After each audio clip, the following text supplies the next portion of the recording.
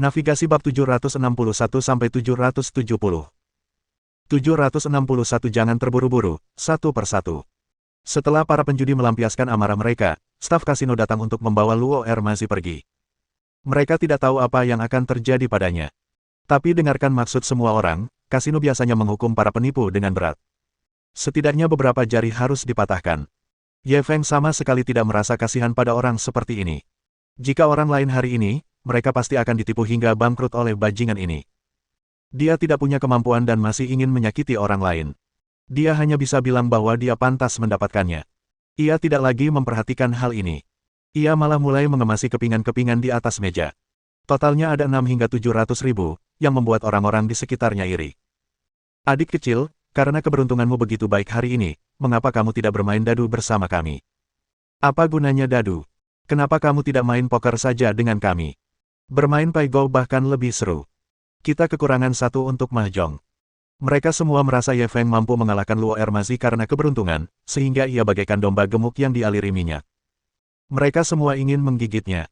Menghadapi antusiasme mereka, Ye Feng tentu saja tidak berani menolak. Ia langsung tersenyum ramah. Jangan khawatir, satu persatu. Luo Ermazi dibawa ke ruang bawah tanah. Ruang bawah tanahnya berukuran beberapa ratus meter persegi dan didekorasi dengan mewah. Jauh dari udara kotor di luar. Ini juga sebuah kasino, tetapi mereka yang bisa datang ke sini untuk berjudi setidaknya beberapa juta yuan. Terlebih lagi, perjudian di sini sangat besar. Menang atau kalah beberapa juta yuan dalam satu putaran adalah hal yang umum.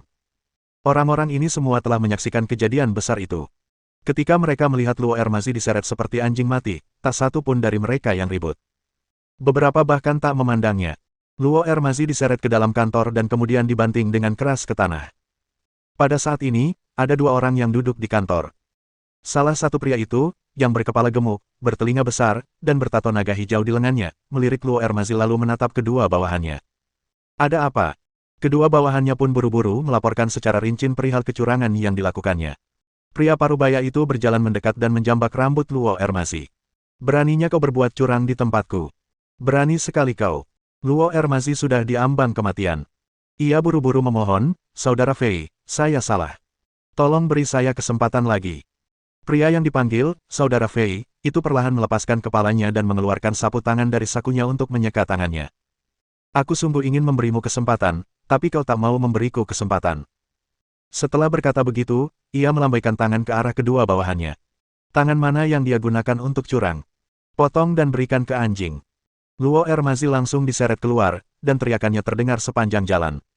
Pada saat ini, seorang bawahan lain datang untuk melapor, Saudara Fei, orang yang berjudi dengan Luo Ermazi telah memenangkan lebih dari 300 ribu yuan. Apakah Anda ingin kami bertindak? Kakak Fei mengangkat tangannya untuk menyela. Anak itu curang. Bawahan itu langsung menggelengkan kepala. Kami belum menemukan apapun. Kakak Fei memelototinya dengan marah. Kalau begitu biarkan saja mereka bermain. Jangan diam saja kalau ada yang menang uang. Tidak bisakah kau sedikit lebih menjanjikan? Bukankah dia baru saja menang 300 ribu yuan? Kalau dia menang 3 juta, kau boleh datang dan menggangguku. Bawahan itu segera setuju dan pergi. Saudara Fei berjalan kembali dan tersenyum getir pada pria lain dengan wajah galak. Bawahan ini tidak berguna. Mereka menggangguku dengan banyak hal sepele sepanjang hari. Jika Ye Feng ada di sini, dia pasti mengenali pria kejam itu. Dia adalah Su Biao dari geng Cheoxin. Dia pernah melihatnya beberapa hari yang lalu saat sedang mengumpulkan barang antik di kota kuno. Su Biao tak kuasa menahan tawa mendengar keluhannya. Da Fei, hidupmu sudah enak. Kamu tidak perlu melakukan apapun setiap hari, dan banyak sekali orang yang datang memberimu uang. Apalagi yang membuatmu tidak puas? Da Fei segera menghampiri untuk menjilat. Bukankah ini semua berkat perlindungan kakak Biao? Tanpa kakak Biaomu, bagaimana mungkin aku, Da Fei, bisa berada di tempatku sekarang? Su Biao menepuk-nepuk wajahnya. Baguslah kau tahu. Selama kau melakukan apa yang diminta saudara Hu, kau akan tetap mendapatkan manfaatnya di masa depan. Ketika Da Fei mendengarnya menyebutkan hal ini, ia langsung merasa sedikit canggung. Membantu saudara Hu mencuci uang memang tugas saya, tetapi jumlahnya terlalu besar. Saya khawatir. Wajah Su Biao langsung muram. Omong kosong. Kalau jumlahnya tidak banyak, buat apa aku datang kepadamu? Apa kau mencoba mengatakan kau tidak bisa melakukannya? Da Fei buru-buru melambaikan tangannya. Bisa saja, tapi mungkin butuh waktu lebih lama. Baru saat itulah Su Biao kembali tersenyum. Da Fei, saudaraku benar-benar ingin membawa saudara-saudara kita ke darat. Saudara-saudara kita tidak bisa melakukan hal kotor seperti itu seumur hidup mereka, kan? Da Fei mengangguk berulang kali. Menghadapi orang penting ini, ia harus berhati-hati. Kalau tidak, ia bisa lupa mengelola kasino ini. Mereka berdua tidak lagi membicarakan bisnis. Mereka minum teh dan mengobrol santai. Setelah beberapa saat, bawahan itu tiba-tiba kembali. Saudara Fei, tidak baik. Da Fei memelototinya dengan kesal. Kaulah yang tidak pandai. Sudah berapa kali aku mengajarimu? Untuk mencapai hal-hal hebat, seseorang harus bisa menahan amarah. Hal hebat apa yang bisa kau lakukan seperti ini? Bawahan itu segera terdiam dan menundukkan kepalanya, tidak berani berbicara. Da Fei sedikit kesal. Kalau ada yang mau kamu katakan, katakan saja. Bawahan itu kemudian melanjutkan, anak itu sudah memenangkan 3 juta. Puff. Da Fei, yang sedang minum teh, meludahkannya dan berdiri dengan mata terbelalak. Apa katamu? Dia sudah menang 3 juta. Su Biao buru-buru berkata, Da Fei, mereka yang mencapai hal-hal hebat harus tetap tenang. Da Fei berbalik dan meliriknya. Kalau saja bukan karena kekhawatirannya terhadap identitas pihak lain, ia benar-benar ingin mengumpat. Jam berapa sekarang? Bisakah ia tetap tenang? Faktanya, uang asli yang ia hasilkan ada di kasino bawah tanah ini. Tempat di luar itu terutama untuk tujuan kamuflase, jadi ia tidak ingin terlalu menarik perhatian. Sekarang anak ini sudah menang lebih dari 3 juta sekaligus, dia mau buka penyamarannya. Bagaimana mungkin dia tidak cemas? Cepat bawa aku ke sana. Da Fei tidak bisa lagi duduk diam dan bergegas keluar. Su Biao mengerutkan bibir dan terlalu malas menonton pertunjukan.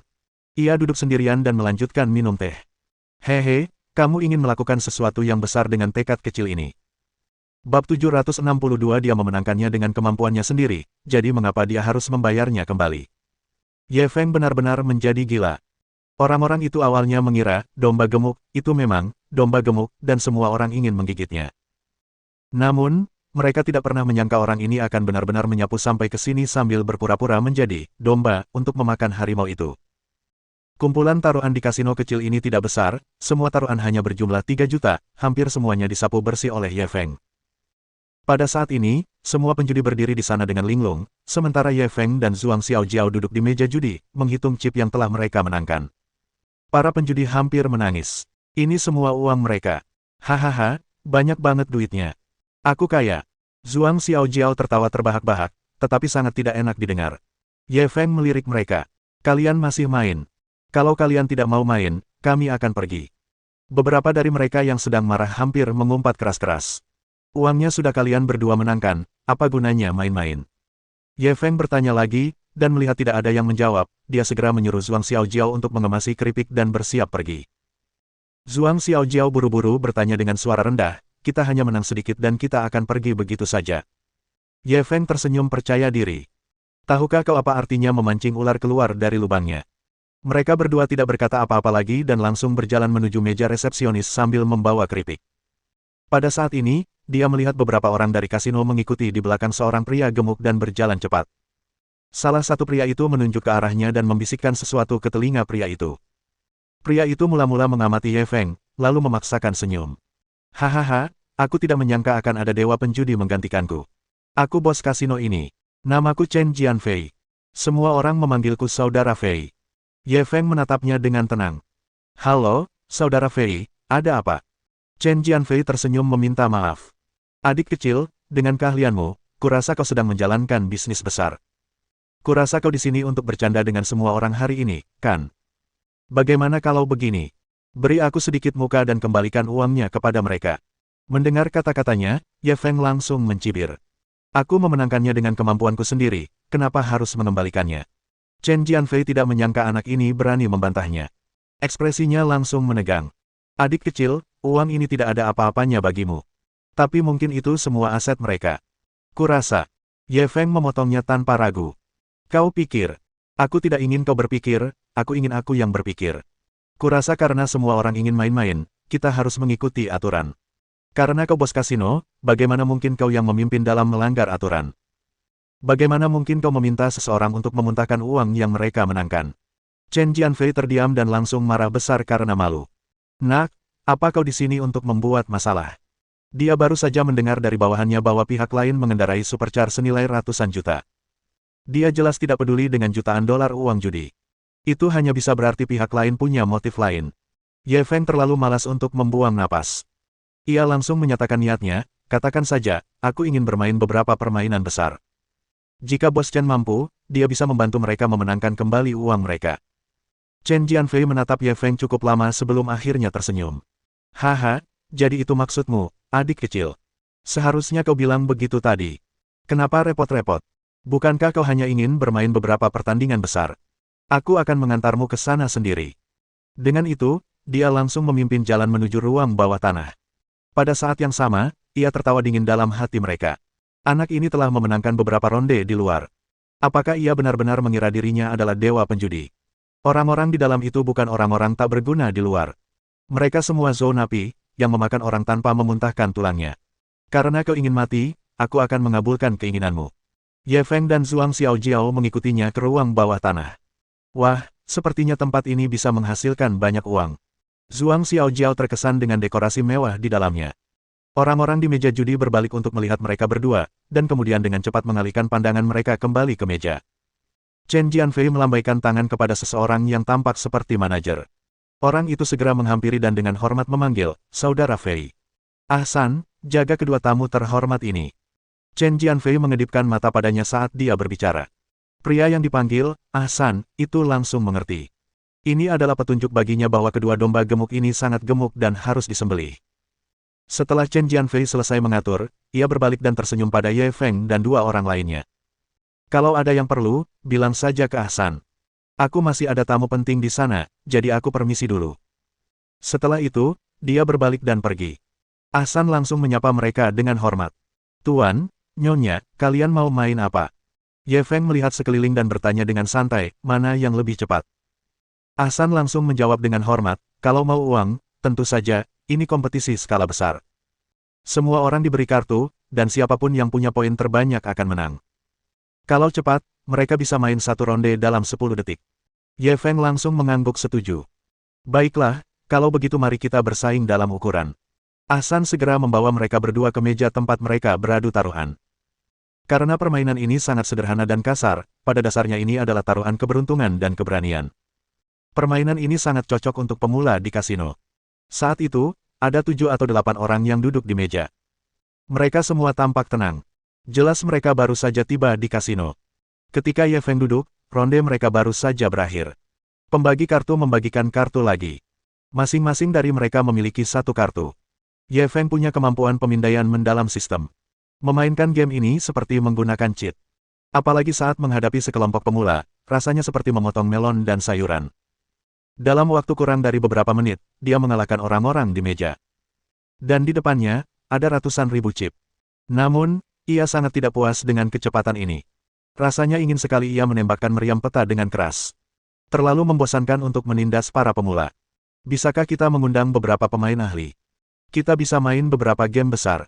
Ekspresi orang-orang di meja berubah muram. Kehilangan uang saja sudah menyedihkan, dan sekarang mereka dihina. Ini sungguh penghinaan yang nyata. Perkataannya pun mengundang kebencian orang-orang di meja lainnya. Siapa yang sombong? Biar aku saja yang merasakannya. Oh, kamu gak senang ia menang uang. Susah banget buat puasin hati, ya. Aku suka. Aku belum pernah melihat orang sesombong itu. Maukah aku bermain 2 ronde denganmu? Hitung aku sebagai salah satu bawahanku. Saat Ye Feng selesai melemparkan meriam petanya, beberapa ikan besar muncul. Orang-orang itu datang membawa sepiring besar keripik. Beberapa pemula di meja ini dengan bijaksana memberi jalan bagi mereka. Nak, katakan padaku, bagaimana kita bermain? Seorang pria parubaya dengan tahi lalat di dagunya dan sejumput rambut di tahi lalat itu menatap Ye Feng dengan tajam.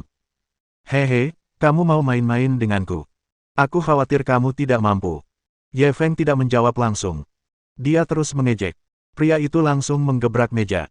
Siapa yang kau pandang rendah? Mau main apa? Aku akan melawanmu sampai akhir hari ini. Siapapun yang mengaku kalah duluan akan menjadi cucunya. Bab 763 hubungi aku saat dia tak bisa bertahan lagi. Ye Feng sudah menunggu ini dan langsung mengangguk.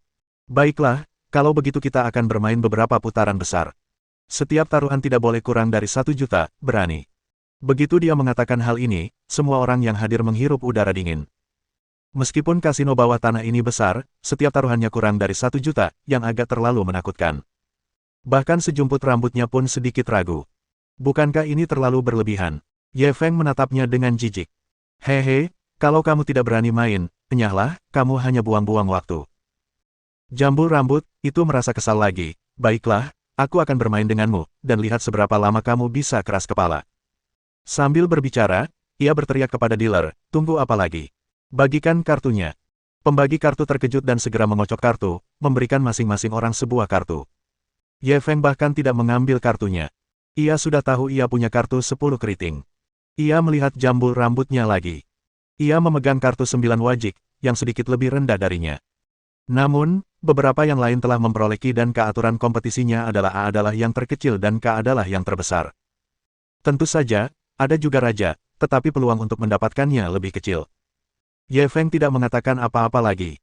Dia langsung mengeluarkan 1 juta chip. Orang-orang lain di meja itu ragu sejenak dan melempar kartu mereka satu persatu. Bahkan yang bergambar ratu pun ikut melempar. Lagi pula, jika mereka ingin mengikuti, mereka harus melempar setidaknya 1 juta. Tidak semua orang punya keberanian seperti itu. Orang dengan huruf K ragu sejenak, tetapi akhirnya dia tetap menyebut 1 juta. Kali ini giliran si rambut sejumput. Ia hanya punya kartu 9 di tangannya dan tidak punya kekuatan untuk bertarung sama sekali.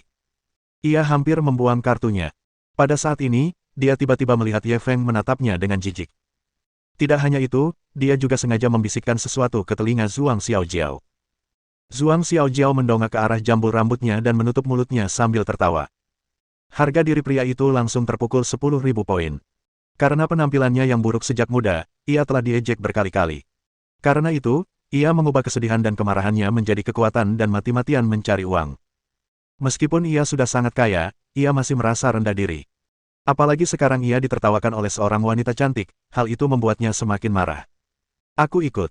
Dia langsung menyodorkan chip senilai 1 juta dolar. Ye Feng masih tidak melihat kartunya, dia meletakkan 1 juta lagi, lanjutkan. Pria bertanda K besar itu ragu sejenak dan akhirnya membuang kartu itu. Melihat betapa kuatnya kedua orang ini, ia khawatir mereka memiliki K lain di tangan mereka. Kali ini, giliran sejumput rambut. Meskipun ia geram, rasionalitas dasarnya belum hilang. Ia diam-diam menghitung dalam hati. Angka 9 di tangannya tidak besar atau kecil, tetapi tidak dapat dikatakan bahwa dia tidak mempunyai peluang untuk menang. Apalagi sekarang hanya mereka berdua yang tersisa dalam permainan, dan lawannya belum melihat kartunya. Peluangnya untuk menang pun semakin besar. Memikirkan hal ini, kepercayaan dirinya langsung meledak. Ia langsung mengeluarkan 2 juta keping. Nak, kalau kau punya nyali, ayo kita ikuti sampai akhir dan lihat siapa yang mengaku kalah duluan. Ye Feng bersandar di kursinya dan memejamkan mata untuk beristirahat. Pada saat yang sama, ia berkata kepada Zhuang Xiaojiao, aku akan tidur siang, bantu aku memasang taruhan dulu. Kamu boleh bertaruh berapapun yang dia mau, panggil aku kalau dia sudah tidak tahan lagi. Setelah berkata demikian, dia benar-benar mengabaikan meja mahjong dan tidur siang. Tatapan merendahkan ini membuat jambul rambut itu semakin marah, dan dia berharap bisa mencambuk orang ini dengan kartu bertelinga besar. Zhuang Xiaojiao juga patuh dan segera mengeluarkan chip senilai 2 juta yuan. Ketika sejumput rambut itu berhadapan dengan seorang wanita, ia tak bisa menunjukkan kelemahan apapun. Tanpa berkata apa-apa, ia mengeluarkan 2 juta lagi. Zhuang Xiaojiao kehabisan chip di tangannya. Ia segera menelepon Ahsan dan memintanya untuk menukarkan 10 juta chip untuknya. Saat itu, banyak orang dari meja lain datang untuk menonton pertunjukan. Melihat aksinya, mereka semua terkejut dan tercengang. Apakah dia benar-benar akan memperpanjangnya sampai akhir? Zhuang Xiaojiao mengambil kembali chip yang telah ditukarkannya dan diam-diam mengeluarkan 2 juta lagi. Mereka berdua menghabiskan waktu dalam diam. Keping-keping uang menumpuk di meja judi hingga membentuk gunung kecil. Kedua belah pihak telah menginvestasikan lebih dari 10 juta, yang dapat dianggap sebagai pertaruhan besar. Dahi sejumput rambut sudah basah kuyup oleh keringat. Meskipun ia sering datang ke kasino, ia belum pernah memainkan permainan sebesar ini. Saat itu, ia merasa cemas. Ketika Zhuang Xiaojiao diam-diam kembali mengeluarkan chipnya, ia akhirnya tak tahan lagi. Ia mengeluarkan chip terakhir di tangannya. Lihat kartunya. 2 kata itu seakan menguras habis tenaganya. Setelah mengucapkan itu, ia bersandar lemah di kursi. Pada ronde ini, dia telah memasukkan 15 juta chip, dan dia hanya mempunyai angka 9 di tangannya. Dia terusik oleh anak ini sampai pusing. Sekarang setelah pikirannya sedikit lebih jernih, dia langsung menyesalinya. Tapi sekarang, percuma saja baginya untuk menarik kembali kata-katanya. Ia hanya berdoa dalam hati, berharap kartu anak ini lebih buruk darinya, kalau tidak. Ia bahkan ingin melompat dari gedung. Zhuang Xiaojiao buru-buru mendorong Ye Feng. Dia tidak akan bergerak lagi. Ye Feng membuka matanya yang masih mengantuk. Ah! Dia tidak bisa menggunakannya lagi. Dia benar-benar tidak bisa. Sejumput rambut menggertakkan gigi dan memelototinya. Hentikan omong kosongmu dan lihat kartumu. Ye Feng menggosok matanya. Kartu apa yang kamu mainkan? Tunjukkan saja. Sejumput rambut melotot padanya dan membalik kartu di tangannya. 9 berlian. Ketika semua orang melihat kartunya, mereka tercengang. Sial, nggak mungkin, kan? 9 berlian berani menawar lebih dari 10 juta. Kakak, kamu baik-baik saja. Apa yang kau pikirkan? Kalau aku bahkan tidak akan membayar 1 juta. Dia mungkin saking marahnya sampai gila, kan? Mulut anak ini penuh omong kosong. Kurasa kakak ini tidak akan kalah. Anak itu belum melihat kartunya. Benar juga. Bagaimana kalau kartunya lebih kecil dari 9? Aku sangat menantikannya, hehe. Bab 764. Jika dia menang uang, maka dia menang uang. Apa maksudnya menjadi gila? Karena Ye Feng baru saja membuat keributan besar, semua orang kecuali Zhuang Xiaojiao berharap dia akan kalah. Semakin marah mereka, semakin bahagia Ye Feng. Ia berdoa dalam hati, mohon teruslah marah. Ya, begitulah. Awalnya ia berpura-pura melihat kartu-kartu itu, lalu tiba-tiba mengangkat kepalanya dan tertawa terbahak-bahak. Ia melempar kartu-kartu itu ke meja. Hahaha, maaf. Aku hanya sedikit lebih besar darimu. Ketika sejumput rambut melihat 10 tongkatnya, dia merasakan dadanya memanas dan ingin muntah darah. Dia sebenarnya kalah pada poin ini, tetapi poin inilah yang membuatnya kehilangan lebih dari 10 juta. Semua orang yang hadir juga tercengang. Apa itu? 10 keriting. Apa dia harus secerdik itu? 10 keriting menang 9 wajik. Meskipun menang tipis, dia menang lebih dari 10 juta. Bukankah kehilangan ini terlalu menyedihkan? Dia hampir saja. Keberuntungan ini terlalu luar biasa. Dia menang lebih dari 10 juta dalam satu putaran. Ini permainan yang menegangkan. Kali ini, orang-orang di meja lain berhenti bermain dan semua berbondong-bondong datang untuk menonton pertunjukan. Ye Feng melirik, sejumput rambut, yang tercengang dan terus mengejek, mereka benar-benar dugu Kyubai, kenapa mereka semua cuma bocah? Apa tidak ada yang kuat? Sejumput rambut, melotot padanya dengan mata merah. Siapa yang kau sebut noob? Ye Feng segera meminta maaf, aku tidak sedang membicarakanmu, aku sedang membicarakan semua orang di sini yang masih pemula. Kata-katanya langsung membuat marah semua orang. Sial, apa anak ini mau dipukuli? Apa kami menyinggungmu? Aku belum pernah melihat orang sesombong itu sebelumnya. Jangan hentikan aku. Aku akan memenangkan anak ini dan membuatnya bangkrut hari ini. Hei, bantu aku tukar chip senilai 20 juta yuan. Aku rasa keberuntungan anak ini tidak akan selalu sebaik ini. Kau pernah menang karena keberuntungan, dan kau benar-benar berpikir kau dewa penjudi. Aku akan membiarkanmu keluar dari sini telanjang hari ini. Semua orang mengamuk. Mereka berjuang untuk menjadi yang pertama melawan Ye Feng. Ye Feng menatap mereka sambil tersenyum, seolah sedang melihat sekelompok ayam betina yang bisa bertelur emas. Jangan khawatir, satu persatu. Ketika semua orang melihat senyum liciknya, mereka tercengang tanpa alasan. Mengapa mereka merasa tertipu? Selanjutnya, orang-orang ini secara pribadi menyaksikan apa itu, rumah pemotongan hewan. Satu demi satu, babi-babi gemuk, itu pun mati, sementara Ye Feng bagaikan tukang jagal, membunuh satu orang dengan setiap tebasan. Ia bersih dan efisien. Keping-keping di depannya tak bisa lagi ditumpuk. Semuanya berserakan di tanah, tampak seperti gunung emas. Da Fei, aku serahkan urusan di sini padamu. Aku akan kembali dulu. Di kantor, Su Biao perlahan berdiri sambil memberi instruksi.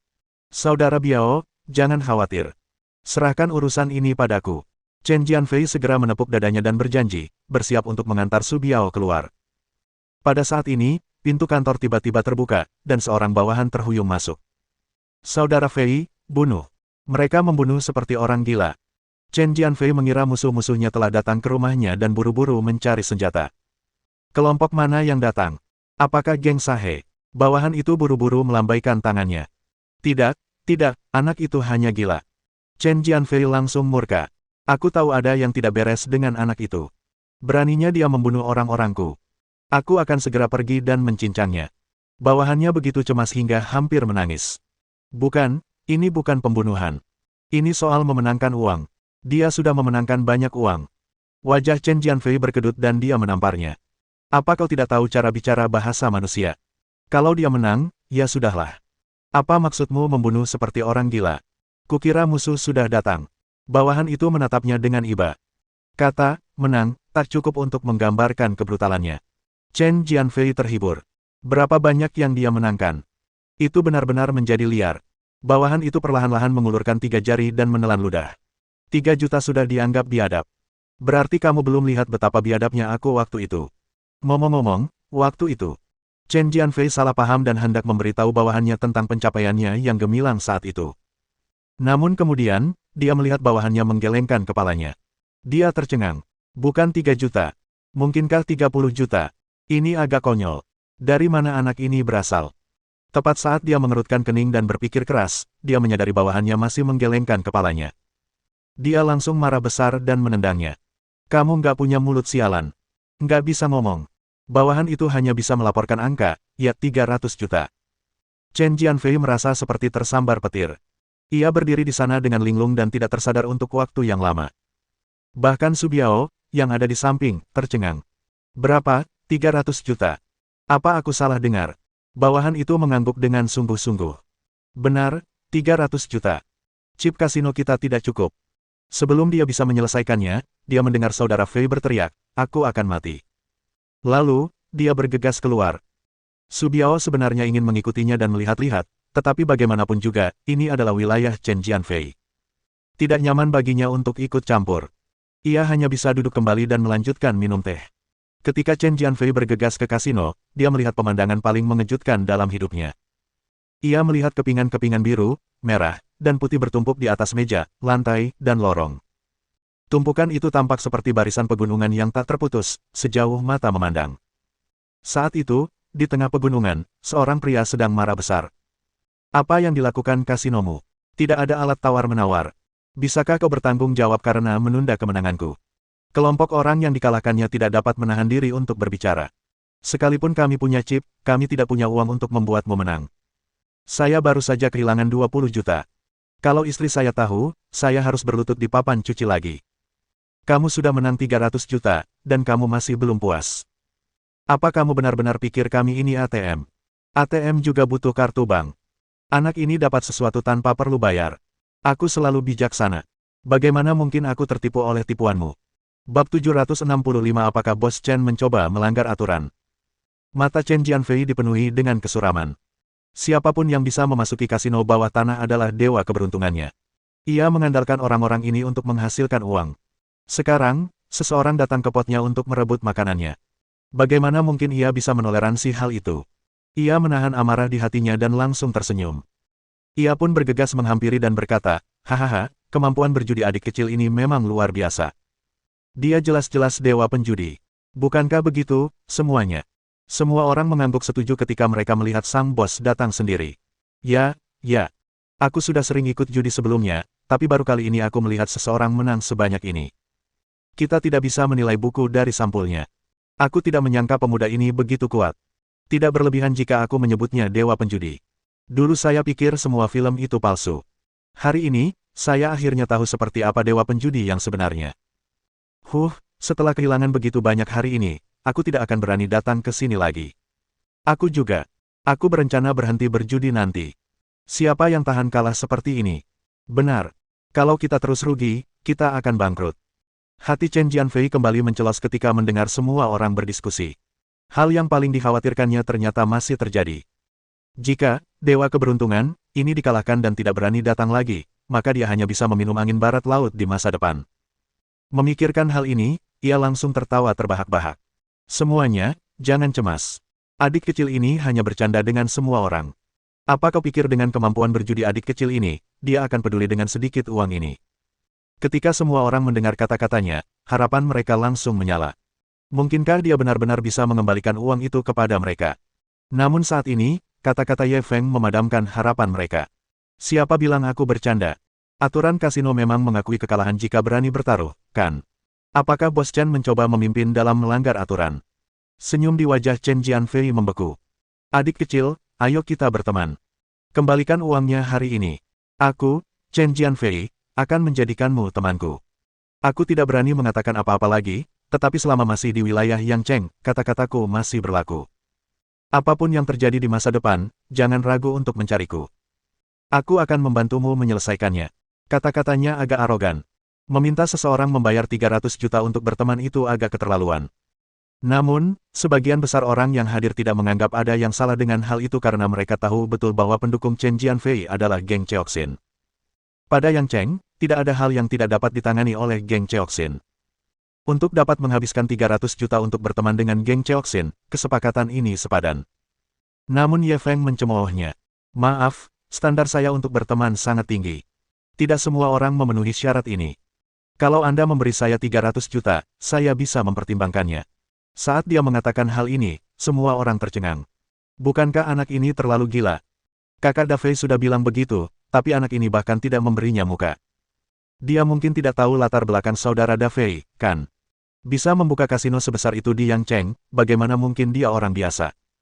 Anak ini tidak tahu malu. Dia benar-benar menginginkan 300 juta dari saudara Dafei. Apa aku salah dengar? Ada orang yang cuma mau minum minuman keras, bukan bersulang. Saudara Dafei sudah memberinya begitu banyak muka, tapi dia masih maunya cuma 1 inci dan 1 yard. Dia sendiri yang menyebabkan semua ini. Anak nakal ini pasti akan mati hari ini. Seperti yang diduga, wajah Chen Jianfei langsung muram. Nak, aku sedang memberimu muka dengan berbicara baik-baik. Kalau kau tidak tahu cara menghargai kebaikanku, jangan salahkan aku. Ye Feng tidak takut dengan ancamannya. Hanya karena aku menang, kau ingin memaksaku mengembalikannya. Kau hanya bisa kalah dan tidak menang. Apakah ini aturan kasinomu? Chen Jianfei menyipitkan matanya sedikit. Bagaimana kalau begini? Aku akan mundur selangkah lagi. Kau bisa mengambil 50 juta, dan sisanya harus dikembalikan. Seharusnya ini baik-baik saja, kan? Ye Feng mendengus dingin, aku memenangkan uang itu dengan kemampuanku sendiri, kenapa harus mengembalikannya? Aku akan mengatakannya di sini. Aku tidak akan mengembalikan sepeser pun uang ini. Chen Jianfei benar-benar kehilangan kesabaran. Ia langsung melambaikan tangannya. Karena kau menginginkan uangku, maka aku hanya bisa mengambil nyawamu. Hualala.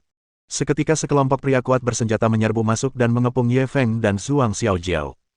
Zhuang Xiaojiao sangat marah. Kalian ini keterlaluan, ya. Kok bisa ada orang seperti kalian? Apa kalian mau curang setelah melihat kami menang? Wajah Chen Jianfei tampak galak. Aku beri kau satu kesempatan terakhir. Kau mau nyawamu atau uangmu? Kalian pilih salah satu. Zhuang Xiaojiao memelototinya tanpa rasa takut. Kami menginginkan nyawa dan uang kami. Aku tidak takut. Kalau kau punya nyali, coba sentuh kami. Chen Jianfei melambaikan tangannya tanpa ekspresi. Turunkan dia. Jika dia berani melawan, bunuh dia tanpa ampun. Rombongan bawahan langsung mengepung mereka berdua. Ye Feng tidak mengatakan apa-apa lagi. Ia langsung mengambil posisi bertarung. Pertempuran yang kacau akan segera terjadi. Pada saat ini, tiba-tiba terdengar teriakan keras dari samping, berhenti. Semua orang menoleh dan melihat seseorang berjalan keluar dari kantor. Ekspresi orang ini bahkan lebih garang daripada Chen Jianfei. Banyak orang yang hadir telah mengenali bahwa orang ini adalah Jenderal Harimau Su Biao dari geng Cheoxin. Chen Jianfei buru-buru menghampirinya. Kakak Biao, dia cuma bajingan kecil yang tidak tahu luasnya langit dan bumi. Aku bisa menyelesaikannya. Kau tidak perlu melakukannya sendiri. Sebelum dia bisa menyelesaikan kalimatnya, Su Biao, yang tadi bersikap sopan padanya di kantor, menamparnya. Ayah! Tamparan itu begitu keras sehingga semua orang yang hadir gemetar ketakutan. Bagaimanapun, Chen Jianfei adalah sosok yang terhormat. Di saat yang sama, ia juga merupakan tangan putih geng Cheoxin. Statusnya tidak bisa diremehkan. Tapi Su Biao ini benar-benar menamparnya di depan umum. Sungguh menggemparkan. Semua orang yang hadir dalam keadaan bingung sesaat, tidak mengerti apa yang telah terjadi. Bahkan Chen Jianfei tercengang. Ia menutupi pipinya yang memerah. Su Biao, beraninya kau memukulku. Su Biao menatapnya dengan dingin. Aku akan menghajarmu. Kalau kau berani tidak menghormati Tuan Ye, aku akan menghajarmu. Sebaiknya kau berdoa agar Tuan Ye tidak marah, atau aku akan mengulitimu hidup-hidup. Setelah mengatakan itu, dia cepat-cepat berjalan menuju Ye Feng. Tuan Ye, mengapa Anda ada di sini? Saat Su Biao menghadapi Ye Feng, dia sangat hormat. Suaranya bergetar. Ye Feng meliriknya dan bertanya dengan acuh tak acuh, bukankah ini saudara Biao? Apakah ini tempatmu? Tuan Ye, panggil saja saya Da Biao. Da Fei. Dia memang anggota geng Cheoxin kami. Saya minta maaf atas namanya. Saya harap Anda tidak menaruh dendam padanya. Su Biao menjawab dengan hati-hati, keringat dingin menetes di dahinya. Semua orang saling berpandangan dengan kaget. Status Su Biao di geng Cheoxin tidaklah rendah. Siapa di antara mereka yang tidak akan memanggilnya, Saudara Biao, ketika melihatnya. Namun kini, ia tunduk kepada pemuda ini seperti seorang cucu. Bab 766 Kakakku tidak selembut kamu. Siapa orang ini? Kakak Biao sepertinya agak takut padanya. Sayangnya bukan cuma itu. Kurasa dia mau berlutut dan memanggilnya kakek. Apa ini masih kakak Biao yang kita kenal? Saya pernah melihat Saudara Biao membawa puluhan bawahan untuk bertarung dengan yang lain. Dia orang yang garang dan membunuh tanpa ampun. Jadi, siapakah sebenarnya pria yang bisa menahan pria galak ini dan bersikap begitu hormat? Semua orang penasaran dengan identitas Ye Feng. Namun Ye Feng tak peduli dengan keraguan mereka, ia hanya menatap Su Biao dengan dingin. Jadi dia dari geng Cheoxinmu. Lalu apakah Saudara Biao akan membelanya? Kata-katanya membuat wajah Su Biao berkedut ketakutan. Ia buru-buru melambaikan tangannya. Tuan Ye, Anda salah paham. Anak ini punya mata, tapi tidak mengenali Gunung Tai. Dia tidak tahu nama Anda, Tuan Ye. Anda memenangkan semua uang ini dengan cara yang adil dan jujur.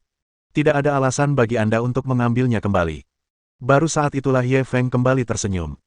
Kalau begitu, aku harus merepotkan Saudara Biao untuk membantu kita menukar beberapa chip. Su Biao buru-buru mengangguk. Merupakan suatu kehormatan bagi saya untuk melayani Tuan Ye.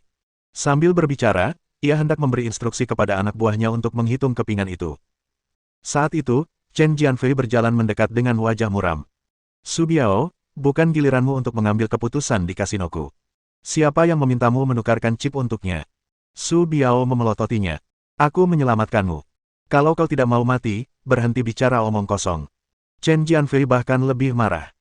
Apakah kau memanfaatkanku dan menggunakan uang kasinoku untuk menyenangkan orang luar? Aku akan menelepon saudaraku dan bertanya apakah dia setuju dengan tindakanmu ini. Sambil berbicara, dia mengeluarkan telepon genggamnya. Su Biao menatap bagian bawah mobil dengan dingin. Saya sarankan kamu jangan menelepon. Kalau tidak, kamu akan menyesal. Chen Jianfei langsung mencibir, kakakku tidak selembut dirimu. Omong kosong apa, Tuan Ye? Kau ingin mengambil uangku? Tidak mungkin. Dengan itu, dia menghubungi nomor Gao Hu dan menyalakan pengeras suara. Suara antusias Gao Hu terdengar dari ujung telepon dengan sangat cepat. Saya dari Saudara Da Fei. Biaozi sudah menyampaikan pesannya, kan? Saya serahkan urusan ini padamu. Ini terkait dengan masa depan geng Cheoxin kita. Kamu harus hati-hati. Ketika Chen Jianfei menghadapi Gao Hu, ia langsung menjadi jauh lebih hormat. Saudara Hu, jangan khawatir. Serahkan urusan itu padaku. Aku memanggilmu karena ada urusan lain yang ingin ku minta bantuanmu. Sikap Gao Hu semakin bersemangat. Kakak Da Fei, kenapa kau masih bersikap sopan padaku? Kalau ada yang ingin kau katakan, katakan saja. Aku akan membantumu menyelesaikannya. Chen Jianfei memelototi Ye Feng dengan tajam. Bajingan kecil itu datang ke rumahku. Aku tidak tahu metode apa yang dia gunakan untuk memenangkan 300 juta. Aku sudah mencoba membujuknya, tetapi dia bersikeras mengambil uang itu. Gao Hu langsung berkata dengan nada sinis, tidak semudah itu mengambil uang sebanyak itu. Saudara Da Fei, kau boleh melakukan apapun yang kau mau. Kalau terjadi apa-apa, aku yang akan bertanggung jawab. Wajah Chen Jianfei berseri-seri dan ia melirik Su Biao lagi. Awalnya aku ingin meminta seseorang untuk menangkap anak itu, tetapi Saudara Biao menghentikanku dan bahkan membungkuk kepada anak itu seperti seorang cucu. Dia bahkan ingin menukarkan chip untuk anak itu secara pribadi, jadi aku terpaksa meneleponmu. Saat ini, jelas sekali suara Gao Hu terdengar sedikit tidak senang. Berikan ponselnya pada Su Biao. Aku akan bicara dengannya. Chen Jianfei segera menyerahkan telepon kepada Su Biao dengan bangga. Kakakku ingin kamu menjawab telepon. Su Biao tak berani lengah dan buru-buru melangkah maju. Saudara Hu, saya Da Biao. Saya mendengarkan. Silakan bicara. Suara Gao Hu agak dingin. Apa yang sebenarnya terjadi? Kau tahu betapa seriusnya ini. Jika kita benar-benar membiarkan anak itu mengambil 300 juta hari ini, siapa yang berani datang ke tempat kita untuk bermain di masa depan? Segera bekerja sama dengan Da Fei dan suruh anak itu mengeluarkan semua uang itu. Chen Jianfei dan kelompok penjudi di seberang memandang Su Biao dengan girang. Kalau kamu terus berpihak pada orang luar, kamu akan dimarahi, kan? Su Biao melirik Ye Feng di sampingnya, lalu terbatuk 2 kali. Saudara Hu, pria yang memenangkan uang itu adalah. Aku tidak peduli siapa dia. Pokoknya, dia bisa melupakan rencananya untuk mengambil uang ini. Kalau dia tahu apa yang baik untuknya, lupakan saja. Kalau dia tidak tahu apa yang baik untuknya, mari kita beri dia kesempatan untuk merasakan sesuatu yang hebat. Gao Hu sedang memberi perintah dengan tegas dan lantang ketika Ye Feng tiba-tiba menghampiri. Aku ingin tahu apa rencana saudara Hu untukku. Siapa kau sebenarnya? Gao Hu baru saja selesai berbicara ketika tiba-tiba bergumam, kenapa suara ini terdengar begitu familiar. Su Biao bergegas datang untuk mengingatkannya, saudara Hu, pria yang memenangkan uang ini adalah Tuan Ye. Suara Gao Hu terdengar seperti babi yang sedang disembelih. Siapa itu? Ye, Tuan Ye. Tuan Ye, aku tidak tahu itu Anda tadi. Aku memang pantas mati. Tolong jangan dimasukkan ke hati.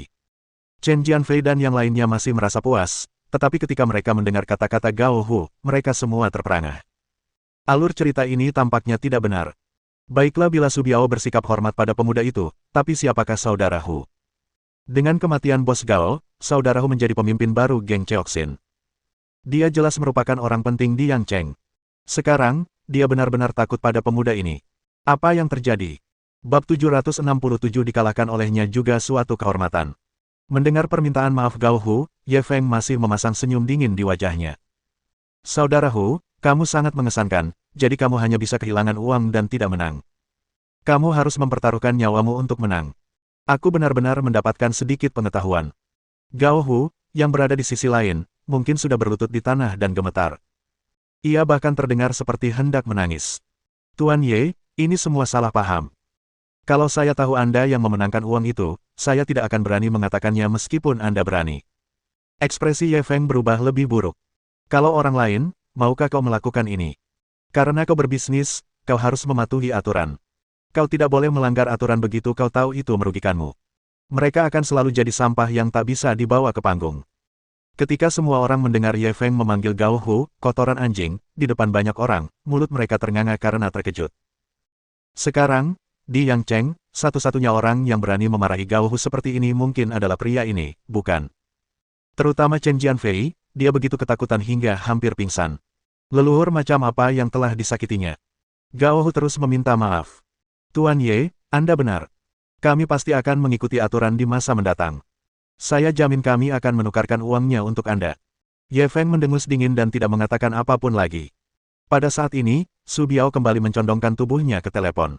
Saudara Hu, jangan khawatir.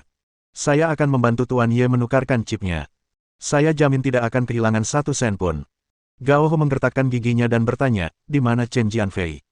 Ketika Chen Jianfei mendengar Gao Hu bertanya tentangnya, dia buru-buru menjawab, Saudara Hu, saya di sini. Su Biao, potong salah satu tangannya untukku dan minta maaf pada Tuan Ye. Mendengar ini, Chen Jianfei langsung gemetar dan ponselnya jatuh ke tanah. Saudara Hu, saya tahu saya salah, Saudara Hu. Tolong beri saya kesempatan lagi. Sebelum ia sempat selesai berbicara, Su Biao telah merampas parang dari salah satu bawahannya. Ia mengangkat parang itu dan memotong tangan kanannya. Chen Jianfei menjerit. Ia memeluk lengan kanannya yang berdarah dan berguling-guling di tanah. Dia ingin mengumpat dalam hati. Su Biao, dasar brengsek. Kalau mau potong, potong tangan kiri saja. Aku bahkan pakai tangan kanan untuk membersihkan pantat dan makan. Adegan berdarah ini langsung membuat semua orang yang hadir terdiam. Mereka bahkan tak berani bernapas dengan keras. Bahkan Zhuang Xiaojiao terkejut, ia melirik Ye Feng sekilas. Ia tak menyangka Gao Hu begitu takut padanya. Ia langsung memotong tangan seorang jenderal yang cakap untuk meminta maaf. Su Biao menjatuhkan tangannya ke tanah dan berbalik menatap Ye Feng.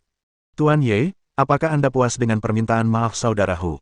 Jika Anda tidak puas, saya akan memenggal keempat anggota tubuh anak ini. Chen Jianfei langsung ketakutan setengah mati. Ia berjuang untuk berdiri dan berlutut di depan Ye Feng. Tuan Ye, tolong ampuni saya. Saya tahu saya salah. Tolong biarkan saya hidup. Ye Feng mengerutkan kening dan menatap Su Biao. Kenapa aku menginginkan tangannya? Apa aku harus merebusnya? Berhenti bicara omong kosong dan cepat tukarkan keripiknya untukku. Su Biao menghela napas lega dan membawa Chen Jianfei ke rumah sakit.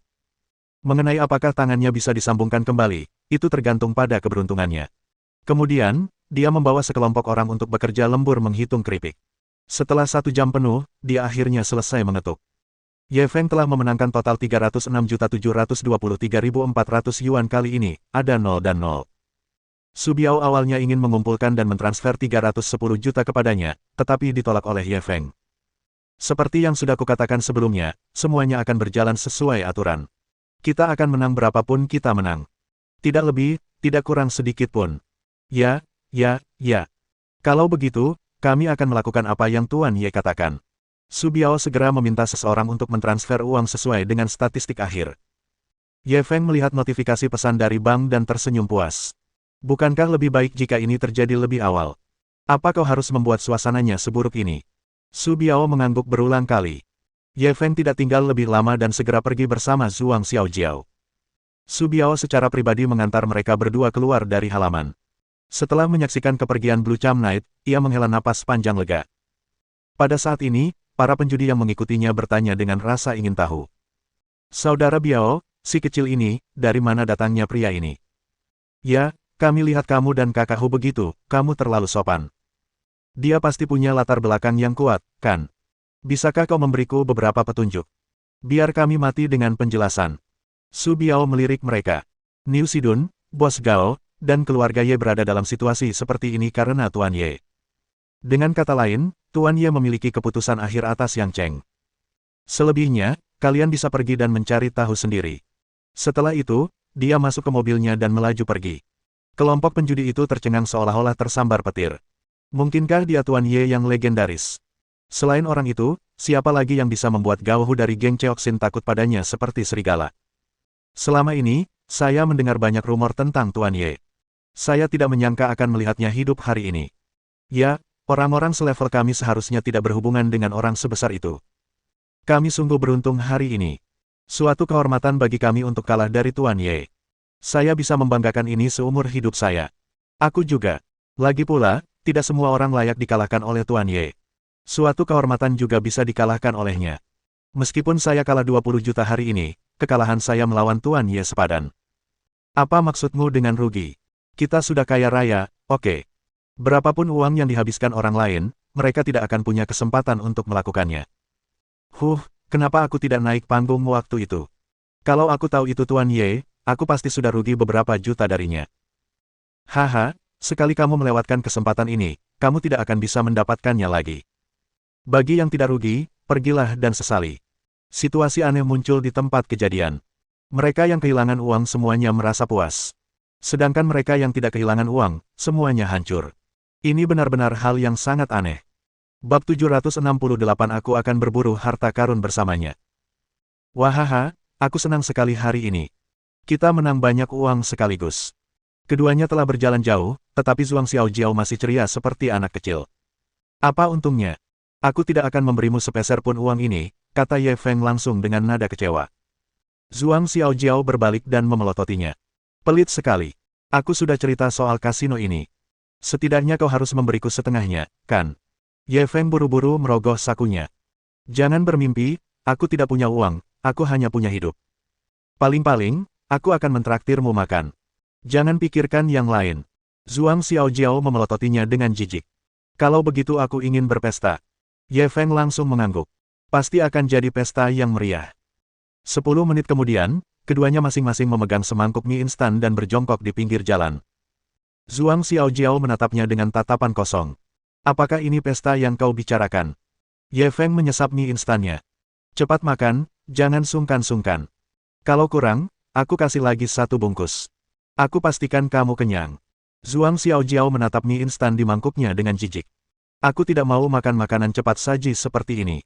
Sama sekali tidak sehat. Ye Feng mengunyah dalam-dalam. Coba dulu, aku jamin rasanya lebih enak daripada makanan besar itu, percayalah. Zhuang Xiaojiao menatapnya ragu. Benarkah? Ye Feng mengangguk cepat. Coba saja dulu. Kalau kamu belum puas, aku akan mengajakmu makan. Zhuang Xiaojiao kembali menatap mie instan di mangkuknya. Sejujurnya, ia sangat lapar sekarang. Lagi pula, aromanya sangat harum. Akhirnya, nafsu makannya mengambil alih. Ia menusukkan 2 mie instan ke mulutnya dengan garpu.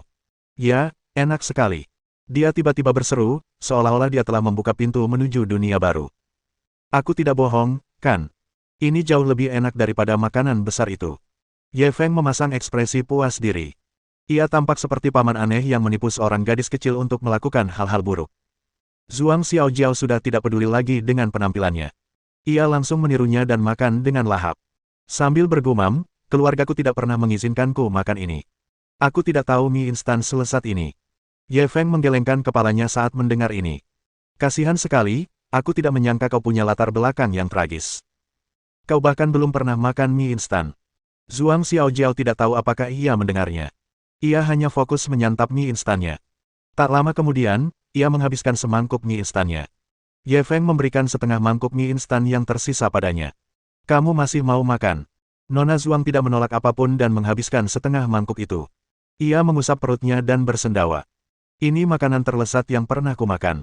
Ye Feng terkekeh. Aku suka kalau kamu masih belum berpengalaman.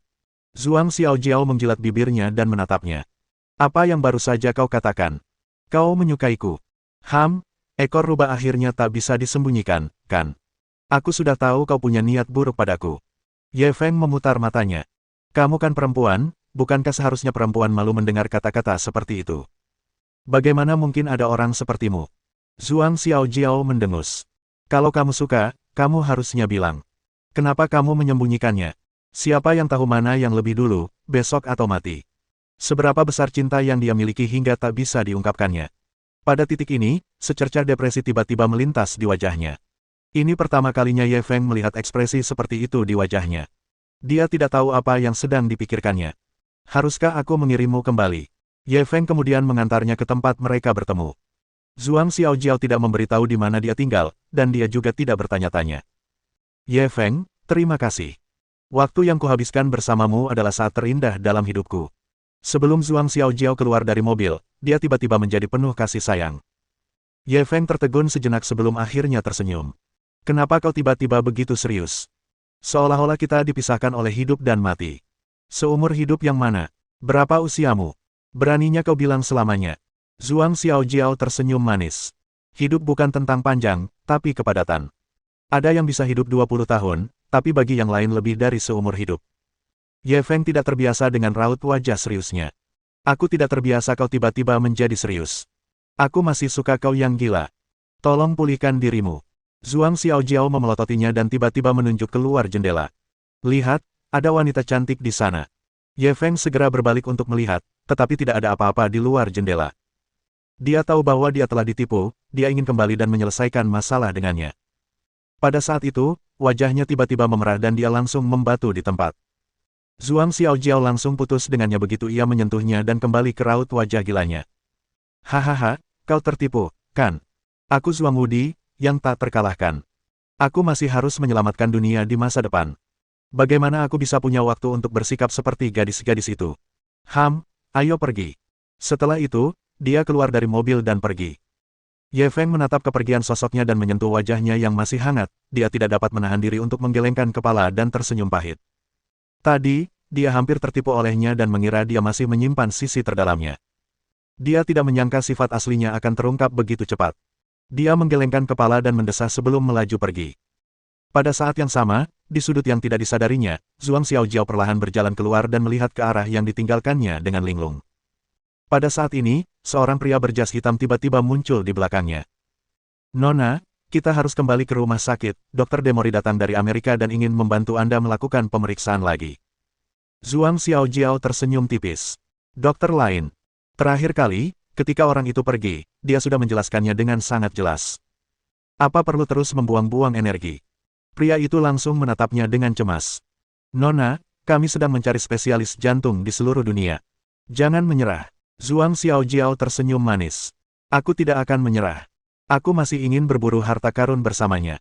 Pada titik ini, dia tiba-tiba memegang dadanya dengan ekspresi kesakitan. Kalau saja wajahnya tidak memakai riasan tebal, penampilannya pasti jelek. Pria itu terkejut. Nona, Anda baik-baik saja. Zhuang Xiaojiao menggelengkan kepalanya dan hendak mengatakan sesuatu ketika dia pingsan. Bab 769 Bagaimana mungkin ada pria sempurna di dunia ini? Ye Feng ingin langsung kembali ke hotel, tetapi dia menerima telepon dari Sumen. Dia datang ke Yang Cheng untuk perjalanan bisnis dan ingin makan bersamanya. Mereka berdua sudah lama tidak bertemu, jadi dia langsung setuju dan pergi ke restoran yang telah dipesannya. Ketika dia bergegas ke restoran dan masuk, dia melihat Sumen dan seorang wanita duduk di dekat jendela dan berbicara. Kakak laki-laki. Dia segera memanggil dan bergegas menghampiri. Sumen buru-buru berhenti bicara dan berdiri. Xiao Feng. Sebelum dia selesai menyapanya, Ye Feng sudah menariknya ke dalam pelukannya. Kakak Men, aku sudah beberapa hari tidak bertemu denganmu, aku sangat merindukanmu. Sambil berbicara, dia menepuk punggungnya pelan. Su Men mendorongnya dengan marah dan menepuk dadanya pelan. Ia berkata dengan genit, kau mau mati. Ye Feng tampak polos. Bukankah orang asing selalu seperti ini saat bertemu? Mereka masih punya ciuman pipi dan ciuman tangan, jadi untuk sementara aku tidak akan menunjukkannya satu persatu.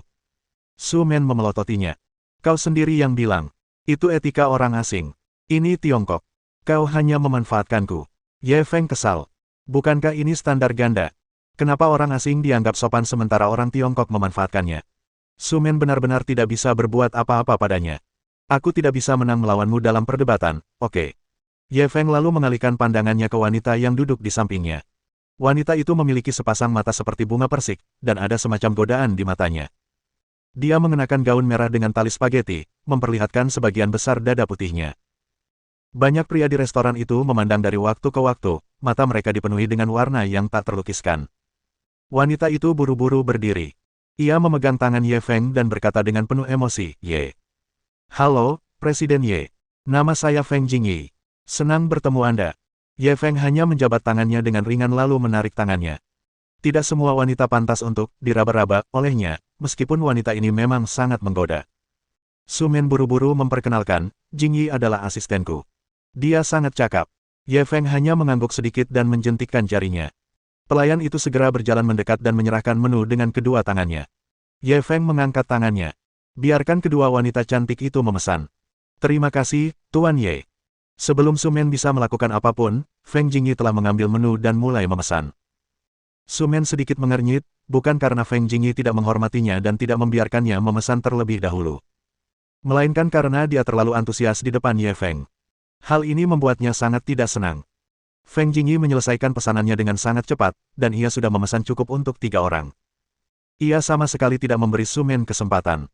Terlebih lagi, Ye Feng memperhatikan bahwa semua hidangan yang dipesannya adalah hidangan favoritnya. Apakah ini hanya kebetulan? Atau apakah dia sudah benar-benar mempelajari seleranya? Sudut mulutnya sedikit melengkung. Agak menarik. Feng Jingyi menjadi lebih bersemangat saat melihat senyumnya. Saya belum lama bekerja di perusahaan ini, tetapi saya sering mendengar rekan-rekan saya menyebut nama Tuan Ye. Saat itu, saya pikir mereka melebih-lebihkan. Namun, ketika saya bertemu Tuan Ye hari ini, saya menyadari bahwa kata-kata mereka terlalu lemah. Mereka bahkan tidak menggambarkan 1/1000 pun keanggunan Anda. Jika sanjungan ini datang dari seorang pria, Ye Feng mungkin merasa itu sedikit berminyak. Akan tetapi, ketika kata-kata itu diucapkan oleh seorang wanita yang sangat menawan, meskipun dia tahu bahwa wanita itu sengaja menyanjungnya, hal itu tetap membuatnya merasa sangat senang. Kak Men, di mana kau mempekerjakan asisten ini? Sebaiknya kau biarkan dia ikut denganku nanti, Ye Feng bercanda sambil menghadap Su Men. Feng Jingyi segera memperlihatkan ekspresi penuh harap. Namun, Su Men menggelengkan kepalanya. Menyerahlah. Asisten Feng sangat cakap. Dia sudah menjadi tangan kananku. Kalau dia pergi, di mana aku bisa menemukan asisten sebaik itu? Ye Feng mengerutkan bibirnya, lupakan saja. Feng Jingyi sebenarnya ingin sekali berdiri dan berteriak, aku setuju, tapi dia tahu apa yang harus dilakukan dan menahan diri. Ia selalu ingin membuktikan bahwa ia tak hanya cantik, tetapi juga cakap. Namun, saat ini ia membenci dirinya sendiri karena begitu cakap. Sehebat apapun kemampuannya, bagaimana mungkin ia merasa lebih berhasil daripada menaklukkan orang sebesar itu?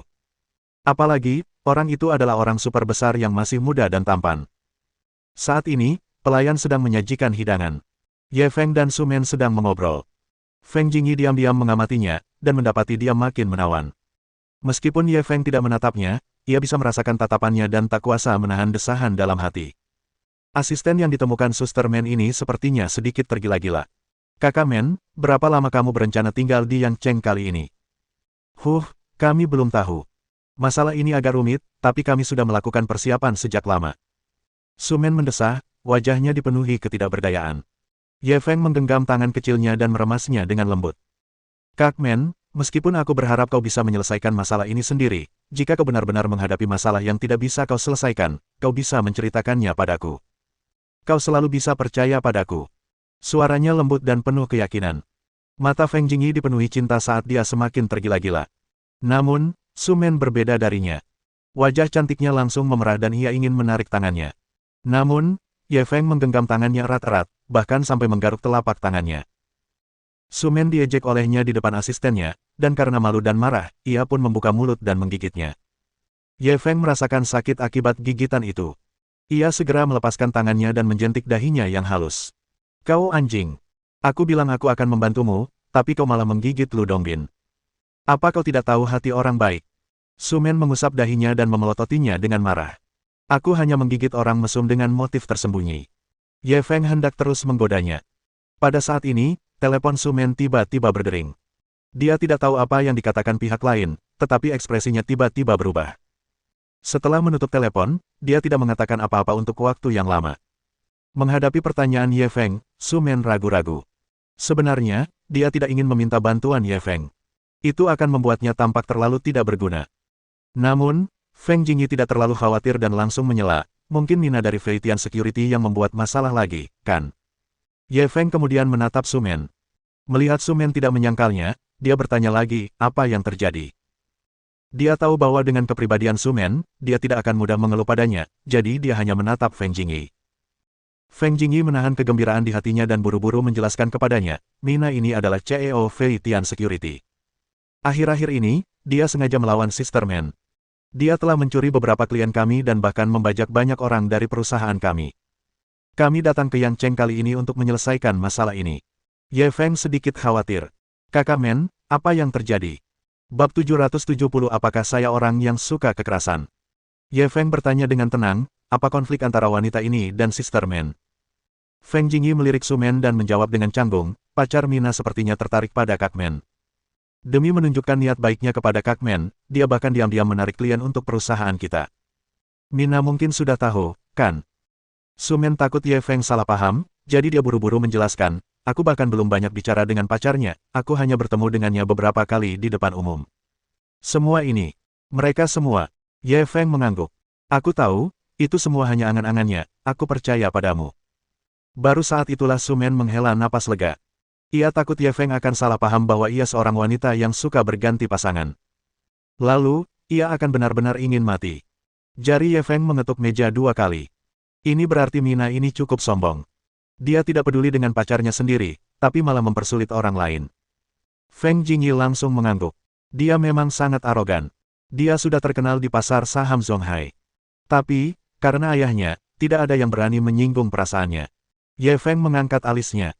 Siapa ayahnya? Feng Jingyi segera menjawab, Mi Ziqiang. Kudengar dia sangat populer di Yang Cheng. Kekayaannya miliaran dolar. Ye Feng tersenyum, dia memiliki kekayaan beberapa miliar yuan, dia berani mengatakan bahwa dia bisa makan enak di Yang Cheng. Namun, ia bisa memahami mentalitas perusahaan-perusahaan tersebut. Lagi pula, Zonghai adalah kota kecil, jadi wajar saja mereka menghormati kota besar seperti Yang Cheng. Mereka merasa bahwa siapapun yang bisa berdiri di sini adalah orang-orang penting yang tidak mampu mereka singgung. Su Manman melihat bahwa Feng Jingli sudah menceritakan semuanya, jadi dia tidak menyembunyikan apapun. Saya baru saja menerima telepon dari Departemen Bisnis Perusahaan. Mereka mengatakan bahwa klien besar yang sedang kita bicarakan baru-baru ini tiba-tiba berhenti bekerja sama dengan kita. Mereka juga mengatakan bahwa Feitian Security menawarkan persyaratan yang lebih baik. Feng Jingyi menggertakkan giginya. Pasti Mina lagi. Apa maunya dia? Apa dia benar-benar ingin merebut semua klien kita? Su Men juga mengerutkan kening dan tidak dapat menemukan tindakan balasan untuk sesaat. Pada saat ini, Ye Feng tiba-tiba bertanya, di mana klien ini sekarang? Su Men tidak tahu apa yang ingin dia lakukan, tetapi dia tetap mengatakan yang sebenarnya. Itu di Yang Cheng. Ye Feng segera berdiri. Ayo pergi, bawa aku menemuinya. Su Men takut dia akan membuat masalah dan buru-buru menariknya kembali. Xiao Feng, jangan gegabah. Pelanggan bebas memilih perusahaan mana. Ye Feng tersenyum lembut padanya. Jangan khawatir, apa aku orang yang kejam. Aku hanya ingin mengobrol santai dengan mereka. Su Men melihat dia berkata begitu, barulah dia merasa lega. Ye Feng pergi melunasi tagihan terlebih dahulu, lalu dia keluar dari restoran bersama mereka berdua. Ketika Feng Jingyi melihat mobil keren dan luar biasa yang dikendarai Ye Feng, ia berseru, "Ah, Presiden Ye, apakah ini mobil Anda? Bukankah ini terlalu indah? Bolehkah saya menyentuhnya?" Ye Feng bingung harus tertawa atau menangis melihat wanita ini. Tidak apa-apa, silakan sentuh. Feng Jingyi benar-benar melangkah maju dan dengan hati-hati membelai mobil itu, matanya dipenuhi dengan kegembiraan yang tak terkendali. Ketika Su Men melihat mobil ini, dia juga merasa kagum. Dia mengendarai Tesla Model S hari ini, meskipun mobil itu bernilai hampir $1 juta, itu tidak ada apa-apanya dibandingkan dengan mobil Ye Feng. Kak Men, aku masih punya 2 mobil di Zonghai. Satu Ferrari Enzo, dan satunya Likan. Kalau kamu mau menyetir, kamu bisa pergi ke bengkelku kapan saja, kata Ye Feng sambil menyerahkan kunci rumahnya kepada Sumen. Terima kasih. Sumen tidak berdiri di sampingnya dan langsung mengambil kuncinya. Feng Jingyi, yang berdiri di samping, tercengang. Entah itu Ferrari Enzo atau Likan, keduanya adalah mobil mewah bernilai puluhan juta. Namun Ye Feng dengan santai meminjamkannya kepada orang lain, seolah-olah yang dipinjamkannya bukanlah mobil mewah, melainkan sepeda. Di saat yang sama, ia terkejut sekaligus cemburu pada Sumen, dan semakin bertekad untuk tetap bersama Ye Feng. Setelah Sumen menyimpan kuncinya, ia memanggilnya, ayo pergi. Kita akan memimpin jalan di depan dan biarkan dia mengikuti di belakang. Namun, Feng Jingyi tidak jadi masuk ke mobilnya. Kakmen, aku ingin naik mobil Presiden Ye. Aku belum pernah naik mobil sport sekeren ini sebelumnya. Aku ingin sekali merasakannya. Sumen sedikit mengernyit, tetapi akhirnya tidak mengatakan apa-apa. Ia masuk ke Tesla-nya sendirian. Feng Jingyi kemudian berbalik menatap Ye Feng, matanya yang indah dipenuhi godaan. Presiden Ye, Anda harus mengemudi pelan-pelan, saya takut. Ye Feng merasakan sakit kepala yang akan datang. Ia tidak mengatakan apa-apa dan duduk di kursi pengemudi. Feng Jingyi buru-buru mengikutinya ke kursi penumpang. Karena ia mengenakan rok pendek bertali spaghetti, begitu ia duduk, roknya langsung terangkat, memperlihatkan dua pahanya yang indah dan bulat. Dia tidak tahu apakah dia sengaja melakukannya, tetapi dia tidak bisa memasang sabuk pengamannya setelah sekian lama. Dia hanya bisa tampak tak berdaya saat meminta bantuan Ye Feng. Presiden Ye, bagaimana cara memasang sabuk pengaman saya? Tolong bantu saya. Ye Feng terpaksa membantunya memasang sabuk pengaman. Aroma harum langsung menyeruak ke hidungnya. Dia tak tahan lagi. Wanita ini jelas-jelas merayunya dengan sengaja, tapi dia tak mau menolaknya. Dia bahkan sedikit menikmatinya. Pada saat ini, mobil Sumen sudah pergi, jadi dia hanya bisa segera mengikutinya. Feng Jingyi menopang dagunya dan menatapnya dengan linglung, tidak menyembunyikan sedikit pun sisi tergila-gilanya. Setelah beberapa saat, dia tiba-tiba berkata, Presiden Ye, mengapa Anda tidak menjadikan saya sebagai simpanan Anda saja? Tangan Ye Feng gemetar, dan ia hampir menabrakkan mobilnya ke sabuk hijau. Mohon dukungan dari omom ante-ante sekalian, buat subscribe atau sharekan novel Mimin ke Facebook kalian, agar channel Mimin bisa terus berkembang. Dengan begitu, Mimin bisa lebih semangat untuk up novel seru lain ke depannya. Buat teman-teman yang sudah subscribe dan sharekan novel Mimin, Mimin ucapkan terima kasih sebanyak-banyaknya.